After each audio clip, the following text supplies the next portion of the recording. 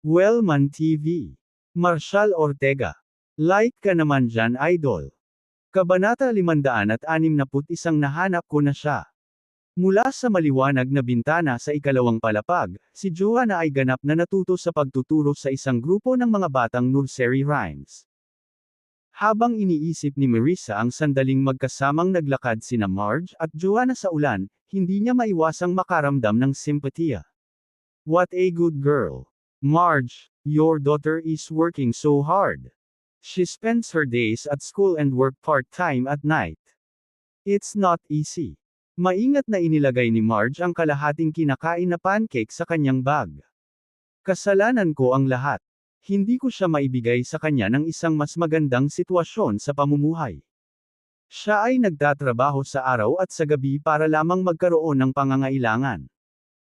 Ilang taon na ang nakakaraan, kaya ng katawan ko na makipagsabayan sa lahat, pero nitong mga nakaraang araw, lalo lang lumalala. Minsan, nahihirapan akong huminga kahit sa maliit na gawain. Sa lahat ng taon na siya ay nasa universidad, hindi siya nagpahinga. Nagtrabaho siya bilang tutor at substitute teacher sa iba't ibang training center tuwing gabi, weekend, at holidays. Dahil doon, nakakuha pa siya ng kwalipikasyon sa pagtuturo at sertipiko sa early childhood education. Kahit nakakapagod ang kanyang mga part-time na trabaho, hindi niya pinababayaan ang kanyang pag-aaral o pananaliksik. Kahapon lang, noong nasa ospital kami, tumawag ang supervisor niya para sabihin sa kanya na dalawa sa mga papeles niya ang na-publish sa SCIE, at baka manalo pa ng award ang isa sa kanila. Sinabi ni Joanna na binanggit din ng kanyang supervisor na ang parangal ay may kasamang malaking premyong salapi. Habang nagsasalita si Marge, isang mapagmataas na ngiti ang sumilay sa kanyang mukha. Si Marissa, na pinagmamasdan ang saya ni Marge, ay nakaramdam ng matinding kirot.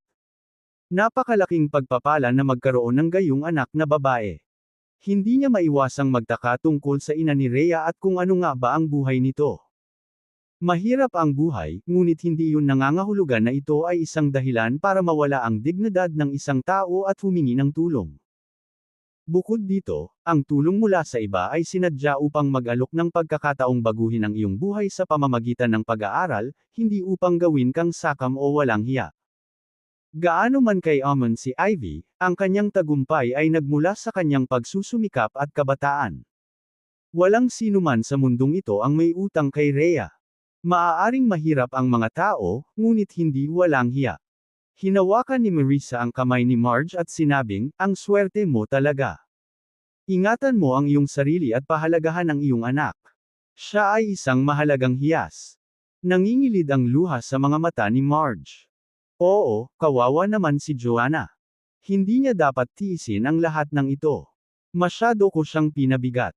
Kung bumuti ang kalusugan ko at makakakuha ako ng ibang trabaho, sisiguraduhin kong makakapag-focus siya sa kanyang pag-aaral nang hindi na kailangang magtrabaho ng husto. Sa pagkakataong iyon ay lumapit sa kanila sina Marshall at Brenda.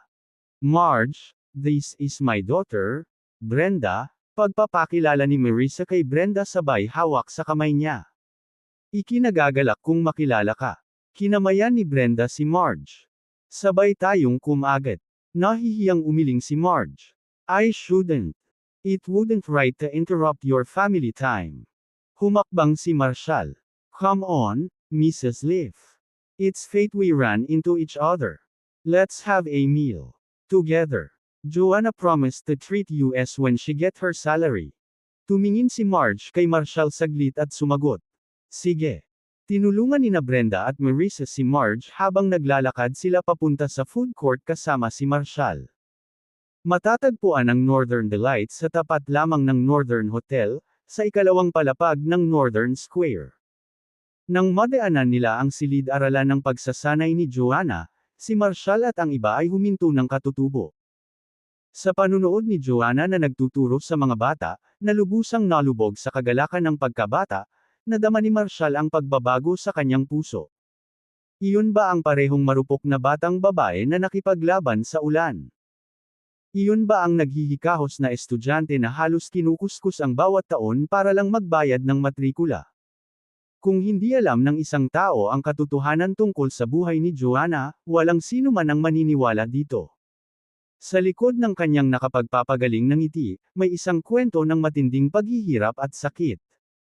Gayunpaman, ngumiti siya na para bang siya ay isang maliwanag, dalisay na bulaklak na namumukadkad sa pinakamalupit na taglamig na pakasariwa, kaya masigla. Kung wala siyang ganoong kalinis na puso, hindi niya kayang ngumiti ng ganoon kainit. Marshall, I want to join the Early Childhood Education Class 2, mahinang sabi ni Brenda, puno ng pananabik ang mga mata habang hawak ang braso ni Marshall. Tinapik-tapik ni Marshall ang ulo niya pero nanatili ang tingin kay Joanna. Gusto ko rin. Sa kasamaang palad, hindi ko naranasan ang isang tunay na pagkabata. Marshall. Biglang hinayla ni Brenda ang braso ni Marshall na mukhang nagtataka. Magkamukha kayo ni Joanna. Para kayong magkapatid. Tingnan mo ang iyong mga ilong, iyong mga mata, at lahat ng iyong mga ekspresyon, halos magkapareho sila. Marshall, may kapatid ka bang nawala? Nakaramdam si Marshall ng panginginig sa kanya. Sinulyapan niya si Joanna at tinanong si Brenda, do you really think that? Tumango si Brenda. Oo. Kamukhang kamukha mo si Joanna. Kung gaya ng sa iyo ang pag-istilo niya sa buhok niya, halos magkambal na kayo. Kahit ang mga ekspresyon at ngiti niya ay napaka-charming, tulad ng sa iyo. Sa totoo lang, kahit ako ay naaakit sa kanya. Pareho kayong may ganitong katangian kung saan kahit anong gawin mo, mahal at hinahangaan ka ng mga tao. Sandaling natulala si Marshall.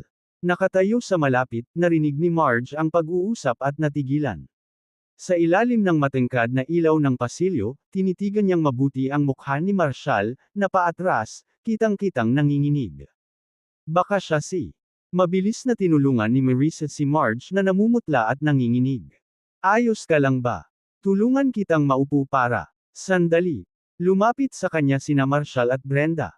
Tinulungan ni Marissa si Marge na maupo sa isang bench sa hallway.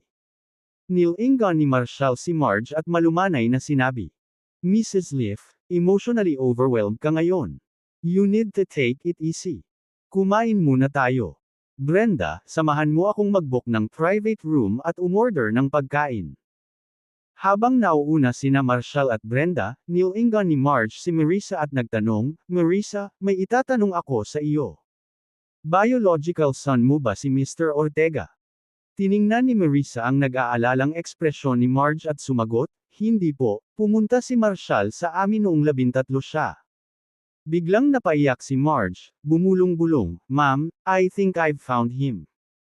Kabanata 562 Jeb Fury. Nagulat si Marissa. Marge, okay ka lang ba? Anong nangyari? Sabihin mo sa amin. Kaya naman ni Marshall. Kakayanin niya ang anumang problema. Hindi.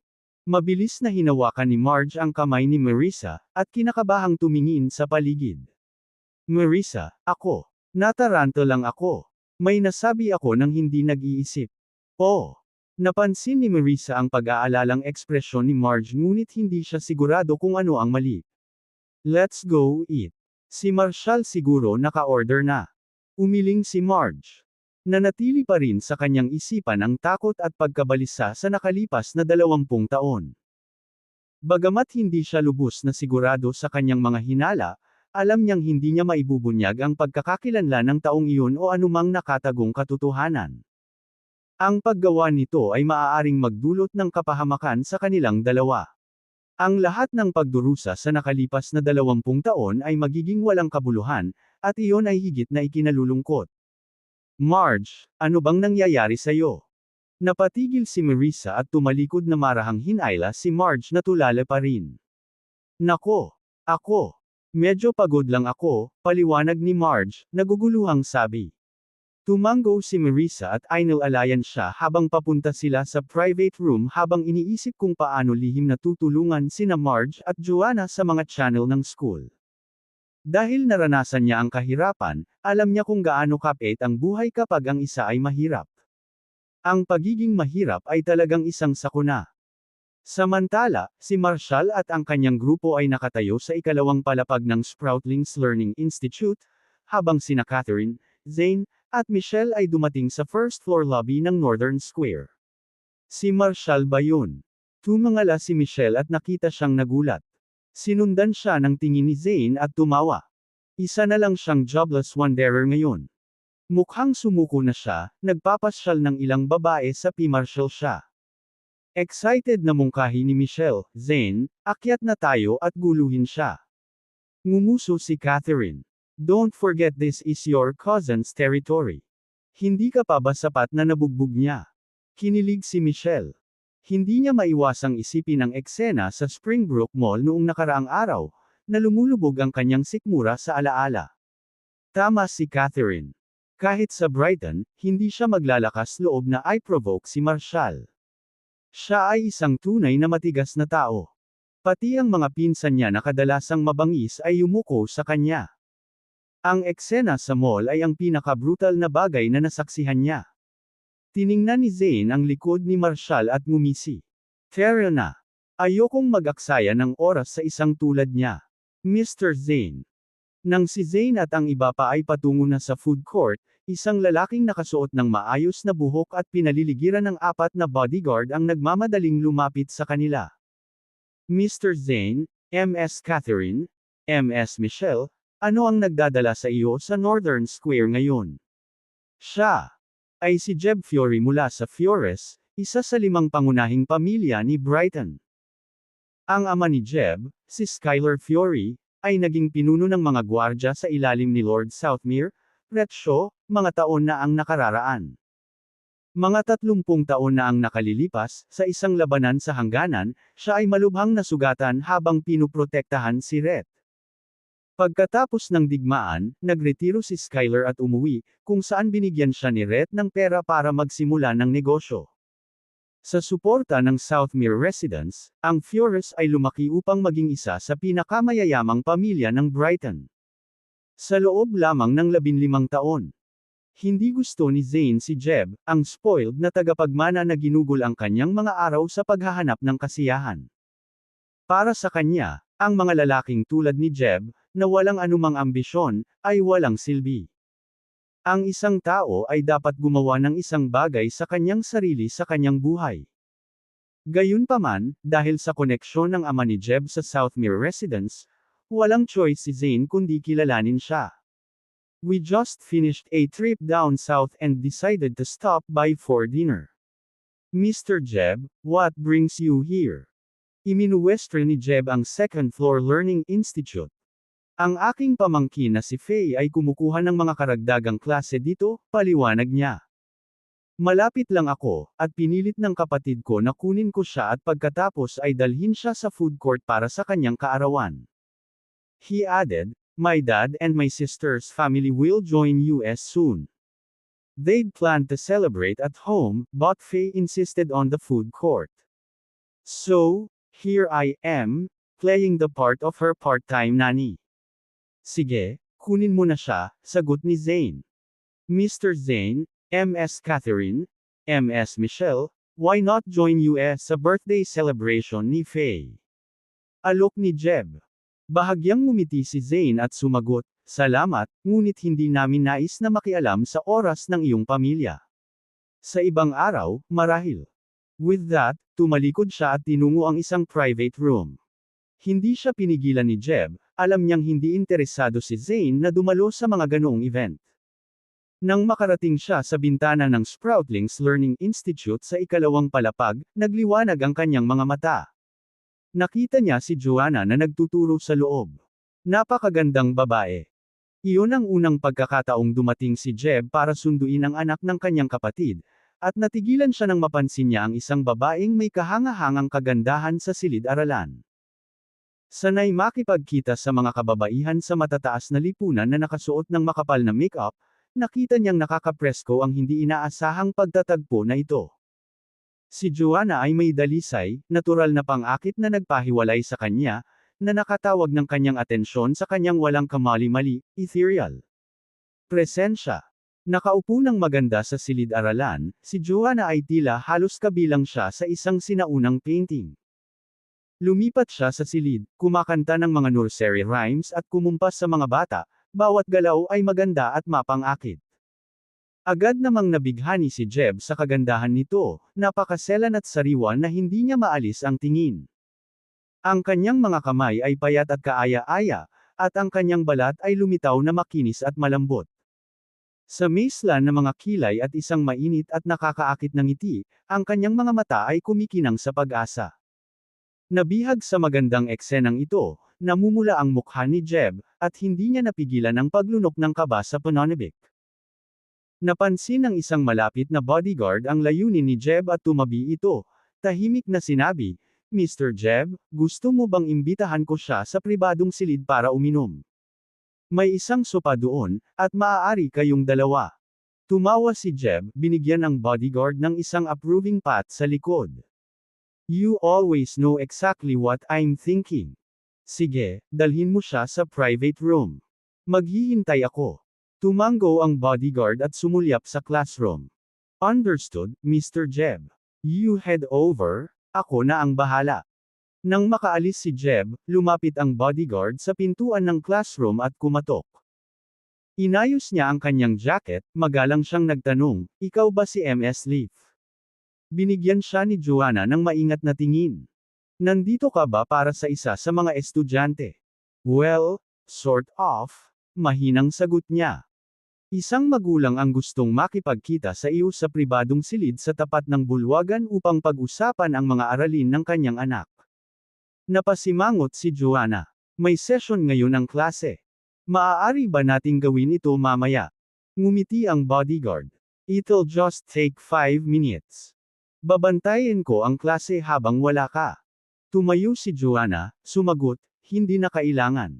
May iba pang guro dito para tumulong. Mag-usap tayo pagkatapos ng klase ko." The bodyguard hesitated, then added, "The parent has a urgent matter and can't wait until later. It's Faye's parent who need to talk with you." Nag-aatubili, hiniling ni Joanna ang isang kapwa-guro na panoorin ang Chapter 563 Marshal, may problema si Joanna. Sinundan ni Joanna ang bodyguard hanggang sa pintuan ng private room sa tapat ng hall. Sinalubong agad siya ni Jeb, very polite smile, "Hello, Ms. Leaf. Ako ang tiyuhin ni Faye, si Jeb Fiore." "Hello, Mr. Fiore," magalang na sagot ni Joanna, nanatili sa labas ng kwarto. "May gusto ka bang pag-usapan sa akin? I don't have much free time between classes, so maybe we can talk here." Nang mapansin ang pag-aatubili niyang pumasok sa loob, bahagyang tumango si Jeb. "Actually, I have a birthday gift for Faye. Could you give it to her? Please come in a moment." Joanna hesitated briefly, then stepped into the private room behind Jeb. Nakaayos na ang hapagkainan sa pribadong silid na may hanay ng mga pinggan at alak. Tahimik na lumabas ng kwarto ang dalawang bodyguard at mabilis na nilock ang pinto sa likod nila. Iginiya ni Jeb si Joanna papasok sa inner suite ng private room. Tumigil siya, pagkatapos ay dahan-daang tumalikod, ang kanyang tingin ay nananatili sa kanyang dibdib na may nagpapahiwatig na ekspresyon. "Ms. Leaf, I heard you're currently studying for your postgraduate degree at Brighton University, right?" Bigla siyang naalerto ng instincts ni Joanna na may mali. Nang makita ang paraan ng pagtingin nito sa kanya, biglang napagtanto ni Joanna na maaaring nahulog siya sa isang bitag. Lumaki sa tabi ni Marge sa mapanghamong sitwasyon, natutunan niyang manatiling maingat at magkaroon ng kamalayan sa kanyang paligid. Siya ay nagtrabaho ng husto upang panatilihin ang kanyang kalmado, sinusubukang iwasang lumaki ang sitwasyon habang binibili ang kanyang sarili ng ilang oras. "Kung wala na, Mr. Fiore, I should return to class. The kids are waiting for their singing lesson," mahinahong sabi ni Joanna. Humakbang si Jeb sa kanyang dinadaanan, nakaharang sa kanyang paglabas. "Ms. Leaf, hindi pa natin napag-uusapan si Faye. I'm sorry, but my students are waiting for me. We can talk later, after class." Mabilis na sagot ni Joanna, tumabi sa kanya. Lumapit si Jeb at hinawakan ang braso niya. "Ms. Leaf, naiintindihan mo ang intensyon ko. All the better, then. Hindi naman ako nagtetake advantage sa iba. Oh, Tara na. Bilang isang training instructor, napakaliit ng kinikita mo. Ni hindi nito sinasaklaw ang isa sa mga pagkain ko. Magkano ang kailangan mo? 1 o 2 milyon, siguro. Basta samahan mo ako, kaya kitang ibigay hanggat gusto mo. Nagpatuloy si Jeb na may nakakalokong ngiti. Narinig mo na ba ang Fury Group? Anak ako ng Fury Group. I can give you anything you want. Look at you, barely earning $2,000 a month with your part-time job. What are you doing with yourself? Bitawan mo ang kamay ko kung gusto mong magsalita, malamig na sabi ni Joanna. Dahan-daang binitawan ni Jebo ang kanyang kamay, na pinapanood ang pagtakbo niya patungo sa pinto. Ngumisi siya. Hindi ka lalabas. Nasa labas ang mga tao ko. Nang mapagtantong nakalock ang pinto, agad na tumalikod si Joanna at sumandal dito, pinatatag ang sarili habang mabilis na nabubuo ang kanyang emosyon. Maingat niyang inilabas ang kanyang telepono, itinago ito sa kanyang likuran habang nagpadala siya ng ilang mabilis na SOS signal sa Morse code kay Francesca, na abala sa pagtulong sa klase. Samantala, abala si Francesca sa pagtuturo sa mga kids dance steps sa training room. Bagamat nag-vibrate ang kanyang telepono sa kanyang bulsa, wala pa siyang sandali upang tingnan ito.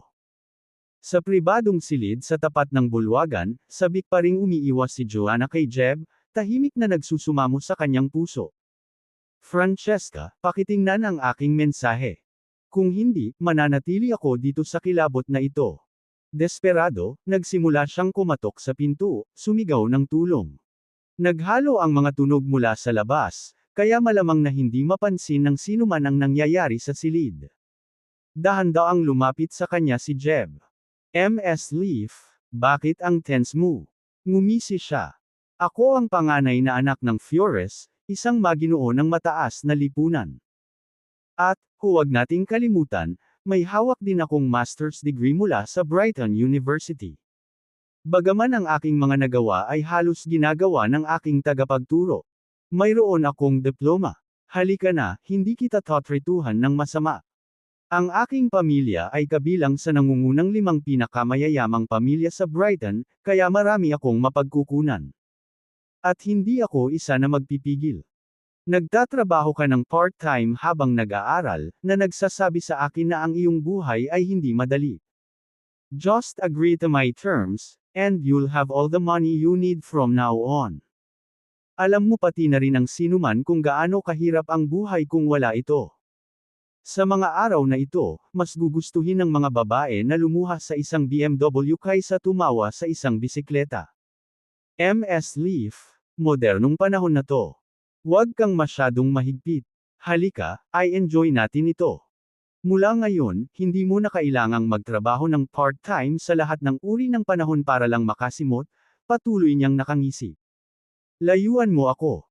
Galit na sigaw ni Joanna, sabay turo sa kanya na nag-aalab ang galit sa kanyang mga mata.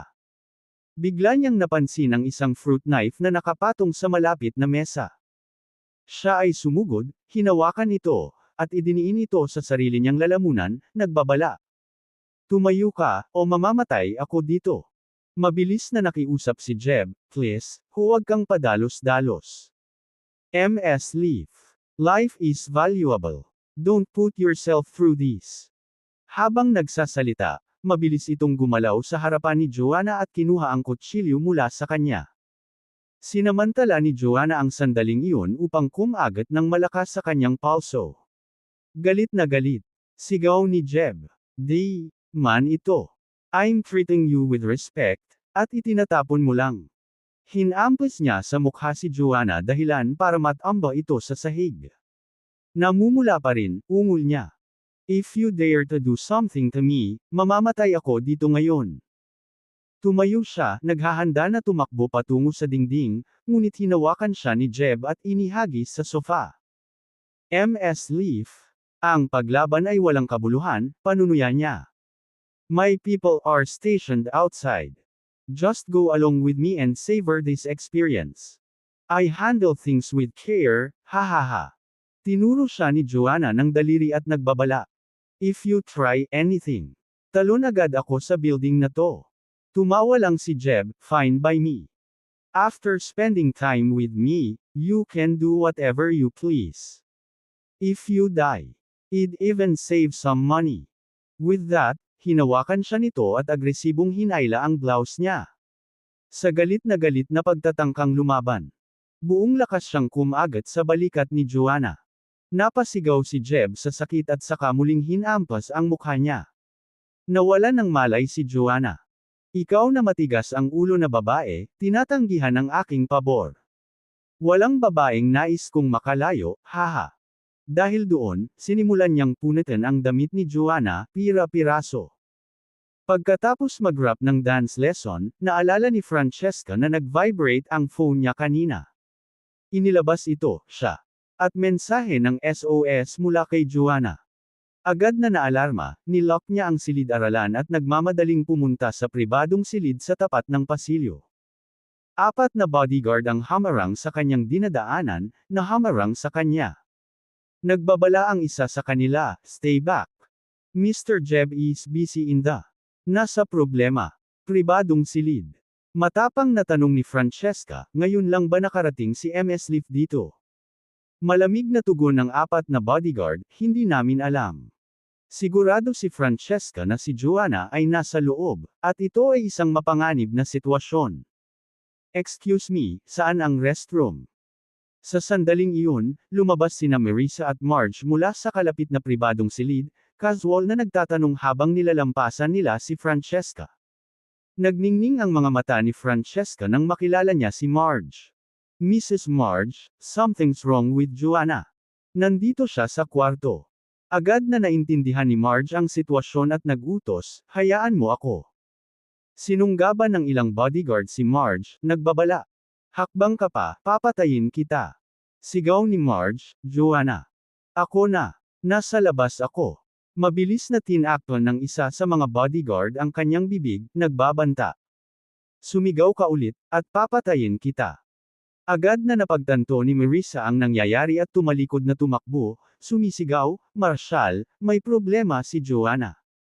Kabanata 564 na sisirain ko ang buong Fiores.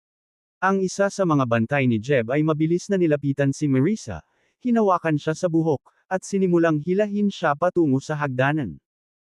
Samantala, sa loob ng pribadong silid, nakikinig si Marshall kay Brenda na nagkukwento ng maraming kwento niya noong panahon niya sa Brighton University. Out of nowhere, narinig ni Brenda ang sigaw ni Marissa mula sa labas. Marshall, I think Marissa is calling for you, sabi niya. Agad na bumangon si Marshall at nagmamadaling tinungo ang pinto. Tumangala siya nang makita ang isang lalaking humahawak sa buhok ni Marissa, hila-hila siya patungo sa hagdanan. Isang alon ng matinding galit ang lumabas mula kay Marshall sa isang iglap. Habang naghahanda ang bodyguard na sakalin si Marissa, humarap si Marshall sa bodyguard, naghatid ng isang mabangis na suntok sa kanyang templo. Sa isang malakas na putok, ang ulo ng bodyguard ay nontog sa dingding sa hagdanan, na agad na naging sanhi ng pag-crack ng kanyang bungo at pagtalsak ng utak. Kahit takot at nanginginig sa sahig, nagawa ni Marissa na sabihin, Marshall, bilasan mo. Baka nasa panganib sina Marge at Joanna. Brenda, bantayan mo si Marissa. Sigaw ni Marshall kay Brenda, nakara-rating lang, bago mabilis na tinungo ang pribadong silid ni Jeb. Sa pagkakataong iyon, nawalan na ng malay si Marge sa pananakal ng isa sa mga bodyguard. Hinawakan ni Marshall sa buhok ang dalawang bodyguard at pilit na ibinagsak ang kanilang mga ulo sa dingding. Sa isang nakakasakit na bitek, nahati ang kanilang mga bungo, at bumagsak sila sa lupa, walang buhay. Ang natitirang bodyguard, na naka-chokehold kay Francesca, ay nanlamig sa takot sa nakakatakot na tanawin at napaluhod. Hindi pinansin ang pakiusap ng bodyguard, mabilis siyang sinipan ni Marshall sa leeg. Nagkaroon ng matalim na crack. Naputol ang leeg, baywang, at mga binti ng bodyguard sa brutal na puwersa. Ang kanyang malakas na katawan ay nakabaluktot sa lupa, hindi na isang tao, kundi isang gusot na bonton ng laman. Sa ilalim ng 10 segundo, 4 na kakilakilabot na bodyguard ang sunod-sunod na napatay ni Marshall. Agad na naghiyawan sa gulat ang mga customer sa second floor hall. May pinatay. Ilang sandali pa ay dumating na sina Marissa at Brenda sa pinangyarihan. Nang makita si Francesca na tulala na nakaupo sa lupa at pagkatapos ay sumulyap sa nakakakilabot na eksena sa harapan nila, nanginginig sila sa takot. Si Marshall talaga ang pumatay sa kanila. Brenda, anong gagawin natin ngayon? Umiling si Brenda, tumulo ang luha sa kanyang mukha. Kinagat niya ang kanyang mga ngipin at sinabing, "They deserve to die." Tumingin siya kay Marshall, at sa sandaling iyon, hindi na siya ang mainit at mabait na Marshall. Sila. Sa sobrang nakakatakot na aura, nagmukha siyang isang demonyong pumapatay na Diyos na kayang sirain ang mundo. Walang pag-aalinlangan, sinipa ni Marshall ang pinto sa private room. Sa pagkakataong iyon, nagtatanggal si Jeb ng kanyang mga damit, na nakatitig kay Joanna, na nakahiga ng walang malay at gusot sa sofa. Yung babaeng gusto ko, hindi ako papayag na kunin siya ng kahit sino sa akin. Hahaha. Bago niya may sigaw ang kanyang karumal-dumal na aksyon, si Marshall ay sumabog sa pintuan. Sino ka ba? Galit na bulalas ni Jeb. Yung papatay sa'yo. Ungol ni Marshall, humakbang pasulong. Hinawakan niya ang buhok ni Jeb at isinandal ang ulo sa mesa. Walang dalawang isip, hinailan niya ang tablecloth sa mesa at ibinalot sa katawan ni Joanna. Si Brenda, na dumating sa ilang sandali, ay kinuha ang eksena bago siya at sumugod sa tabi ni Joanna. Bantayan mo si Ms. Joanna. Bilin ni Marshall sabay turo kay Brenda. Oo naman. Mabilis na inakbayan ni Brenda si Joanna, may halong gulat ang boses. Marshall, maraming security guard sa labas. Kinuha ni Marshall ang isang basang tuwalya sa coffee table at casual na pinunasan ang kanyang mga kamay. Kung ganoon ay papatayin ko na lang ang daan sa Northern Plaza na ito. Ang mga nag-aalalang customer, nang mapansin ang 4 na bodyguard na napatay sa ikalawang palapag ng Northern Delights, ay mabilis na nagulat ng insidente sa seguridad ng plaza.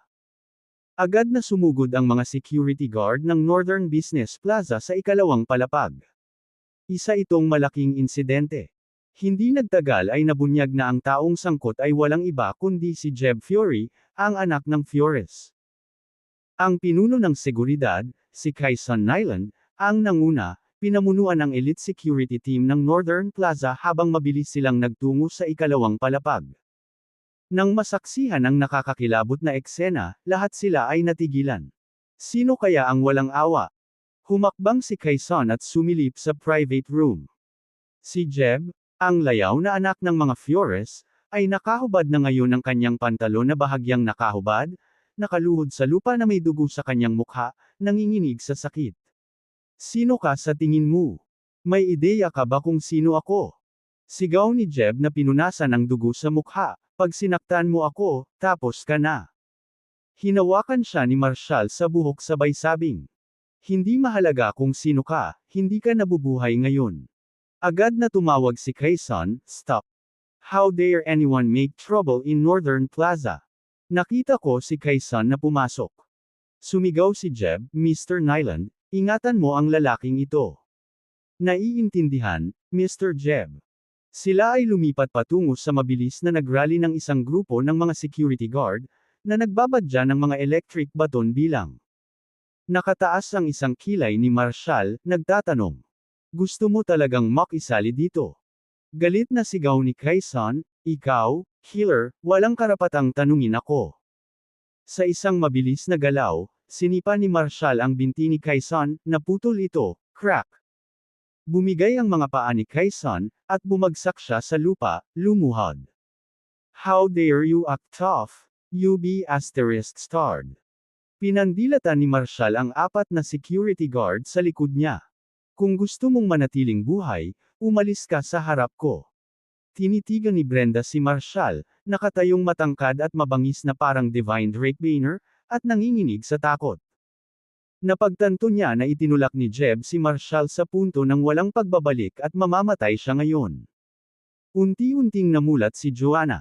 Sa pagkuha sa magulong eksena sa harap niya, mabilis niyang naunawaan ang sitwasyon. Nang mapansin ni Marshall ang paghawak sa ulo ni Jeb, handa itong ihampas sa lupa, lumaban siya sa kanyang mga paa. Kung hindi nagpigil si Marshall, tiyak na madudurog ang ulo ni Jeb. Agad na hinawakan ni Joanna ang braso ni Marshall. Mr. Ortega, please, don't do this.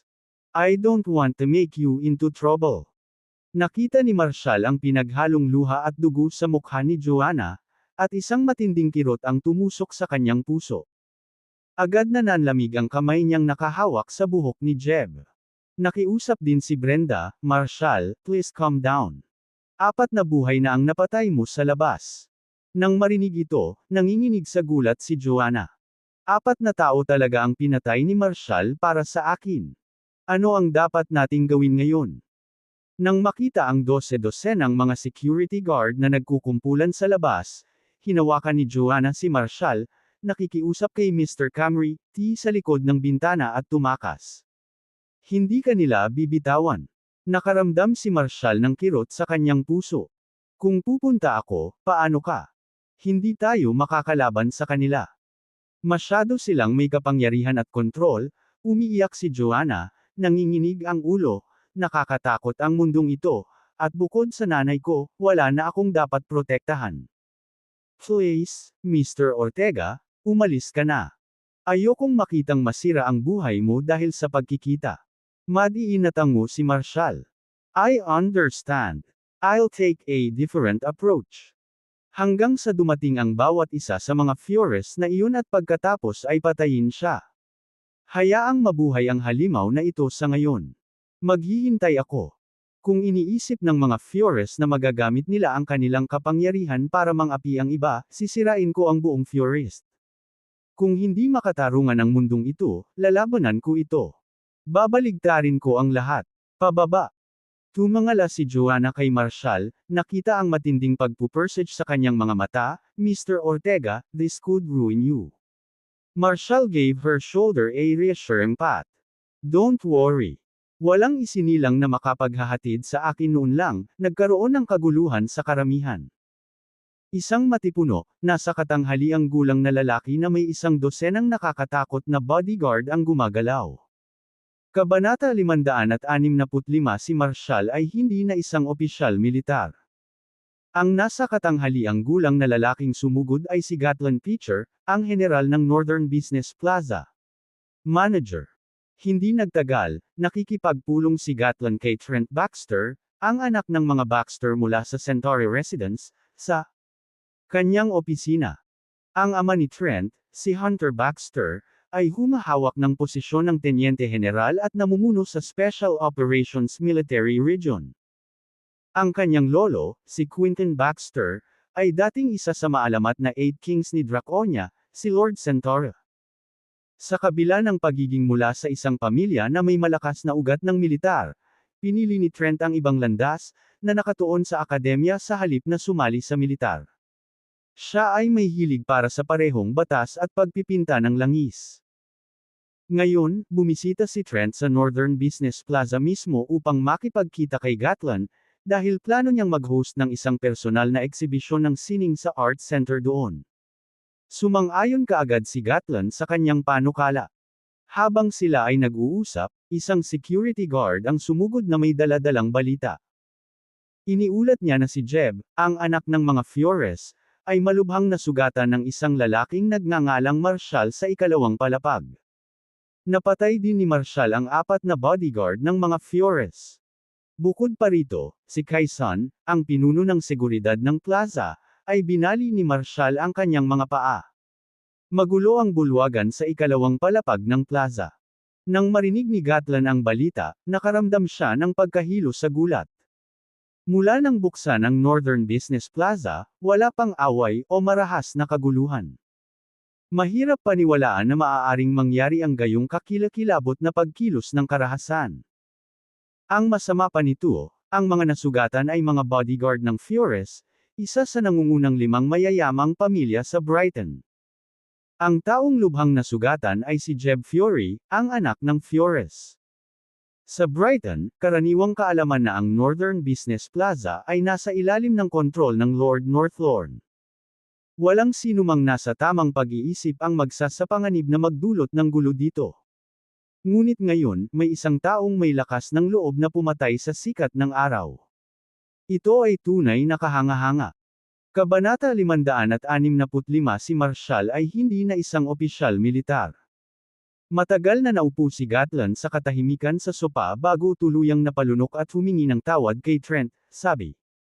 Mr. Trent, pasensya na, kailangan kong ako mismo ang humawak sa rasyon na ito. Tumango si Trent bilang pagsang-ayon, dapat. Maaari mo bang sabihin sa akin ang pangalan ng taong responsable sa pagpatay?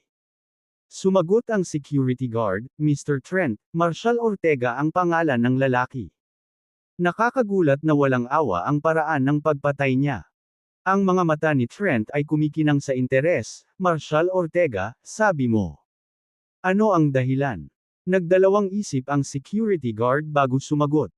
Mukhang sinusubukan ni Mr. Jeb na salakayin ang isang kapalit na guro mula sa sentro ng pagsasanay ng mga bata. Baka kilala siya ni Marshall, kaya tumango si Trent na bahagyang ngumiti. I see. Sige, mauna ka na. Sasamahan na kita para tingnan.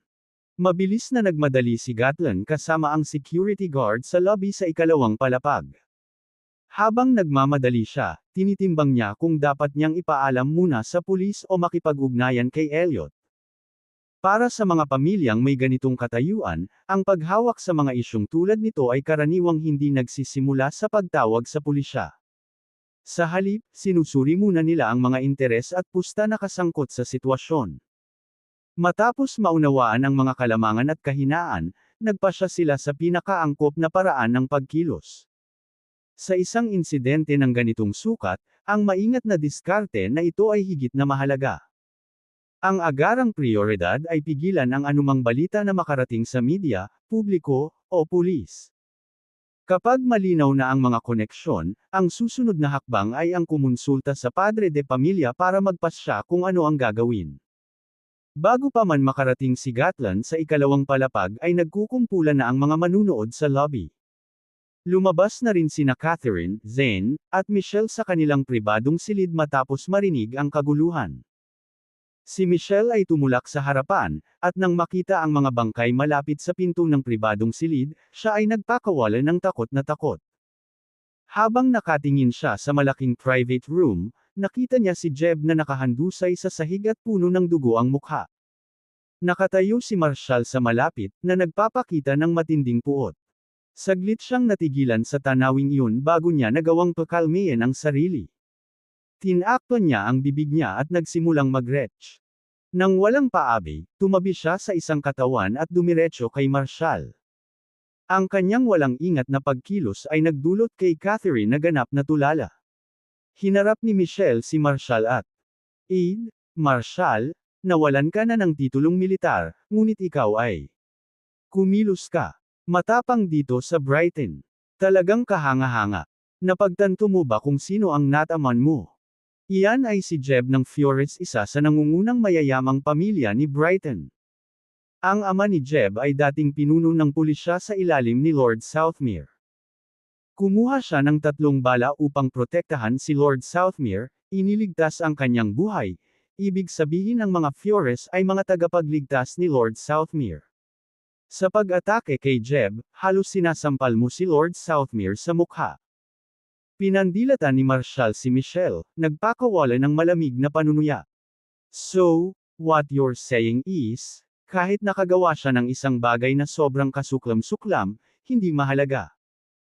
Michelle scoffed, hindi sa hinuhusgahan kita, ngunit para sa babaeng mula sa mababang antas ng lipunan, pinuntahan mo talaga at pinukaw ang Fiores at Southmere residents. Nakakaawa ka talaga. Mr. Jeb merely had some fun with a low-level woman. Kailangan ba talagang maging isang bagay na kasing sukdulan ng pagpatay? Ikaw, isang walang kwentang basura, sa tingin mo kaya mo akong turuan ng leksyon? Ganti ni Marshall, sinampal ng malakas si Michelle kaya napalipad siya. Ang mga taong nanunood ay hindi maiwasang mapasinghap sa gulat. Sino ang lalaking iyon? Nasisiraan na ba siya ng bait? Talagang naglakas loob siyang saktan si Ms. Kendall, at nasugatan pa ng husto si Mr. Jeb ng Fiores. That's incredible. Pagkatapos ng sampal ni Marshall, nakita ni Michelle ang mga bituin, na nakadapa malapit kina Catherine at Zane. It took her a moment to rein her senses. Zion, sinaktan niya ako. Bago pa makapagsalita si Zion, pinutol ni Catherine ang malamig na tono, "You deserve it. Zion, this isn't your issue. Don't let this troublemaker drag you into this gulo." Ito ay isang issue sa pagitan ng Flores at Southmere residents. Hindi ito kasali sa atin. Kung gusto ng mga Kendall na harapin ang malas na marsyal na iyon, kaya nila ito sa kanilang sarili. Huwag mo kaming hilahin dito. Natigilan si Michelle. Hindi niya inaasahan na magsasalita ng ganoon si Catherine at tinitigan siya ng galit na galit. "Fine, kung hindi ka tumulong, hahanapin ko ang pinsan ko, Elliot." Malamig na sagot ni Catherine, "Kahit sumulpat si Elliot, tatamaan ka pa rin. Nakalimutan mo na ba yung sampal sa Springbrook Mall?" Nawalan ng masabi si Michelle. Napatingin siya kay Zion. "Zane, ako." Kumunot ang noo ni Zane, bumantong hininga na may kalmadong kilos. "Hindi sasali ang pamilya ko sa gulo na to. May iba pang makakayanan si Marshall. Uupo lang kami at manunood. Michelle, I promise to help you pay him back tenfold for that sampal someday." "Sige, Zane, ikaw ang pinakamahusay." Naglink si Michelle ng mga braso sa kanya, masunuri na tumango, kahit na pumipintig pa rin ang kanyang mukha at nahihilo ang kanyang ulo. Maya-maya lang, dumating si Gatlan, napansin niya sina Zane, Catherine, at Michelle, at mabilis na naglakad para batiin sila. "Mr. Zane, Ms. Catherine, Ms. Michelle, you're all here," bati ni Gatlan sa kanila. Humakbang paarap si Michelle na nakahawak pa rin sa mukha. "Mr. Pitcher, nabugbog ako dito sa plaza mo." Sinaman siya ng tingin ni Catherine. "Basta iwasan mo na yan. Bakit ako dapat umiwas dito?" Sumiklab ang galit ni Michelle. "Ms. Michelle, I understand. I'll investigate the matter and report it to Mr. Elliot immediately," tumango si Gatlan, trying to reassure her. Tumangala siya sa nakakatakot na anyo ni Marshall sa ilalim ng mga ilaw ng pribadong silid. "Mr. Zane, taga Brighton ba ang lalaking ito?" Isang ngisi ang pinakawalan ni Zane. "Hindi siya taga Brighton. Kilala mo ba siya?" tanong pa ni Gatlan. Mapanuksong tumawa si Zane. Dati siyang punong instructor ng Special Operations Military Regions Werewolf Special Forces. Natigilan si Gatlan. Chief Instructor ng Special Operations Military Region. Kaagad, ang kanyang nakakatakot na presensya ay tila lumiit ng 70%. Ngumisi si Zane, kahapon lang, nilabag niya ang rules at nadismiss sa kanyang posisyon. Maaaring managot pa siya ng korte ng militar o mas masahol pa, harapin ang mga kasong kriminal. Talaga. Naningkit ang mga mata ni Gatlan, at muling sumili ang galit sa kanila.